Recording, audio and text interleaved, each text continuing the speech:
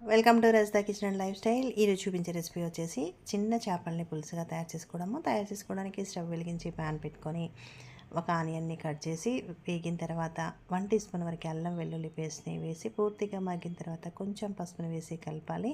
ఇక్కడ పోపులోనే కారం వేస్తే పులుసు అనేది టేస్టీగా ఉంటుంది. సో అందుకోసమే 2 చెంచాల వరకు కారంని, 2 చెంచాల వరకు ఉప్పుని, 2 చెంచాల వరకు ధనియాల పౌడర్ని, పావు టీ స్పూన్ వరకు గరం మసాలా పౌడర్ని, పావు టీ స్పూన్ జీలకర్ర మెంతుల పౌడర్ని వేసి చింతపండుని నానబెట్టి కొంచెం నీళ్ళని వేసి 5 నిమిషాలు అలా ఉడికించిన తర్వాత ఈ రసంని కూడా వేసి మసలనివ్వాలి. పూర్తిగా మసిలిన తర్వాత ఈ చేపల్ని కూడా వేసి పూర్తిగా కలిపేసి 10 నిమిషాల పాటు అలా లో ఫ్లేమ్లోనే ఉడికించిన తర్వాత పూర్తిగా తయారవుతుంది. చాలా ఈజీగా సింపుల్గా తయారు చేసుకోవచ్చు. ఎప్పుడైనా చేపల పులుసు చేసిన రోజు కంటే నెక్స్ట్ డే చాలా టేస్టీగా ఉంటుంది. మీకు నచ్చిందా? నచ్చితే ట్రై చేయండి. Thank you.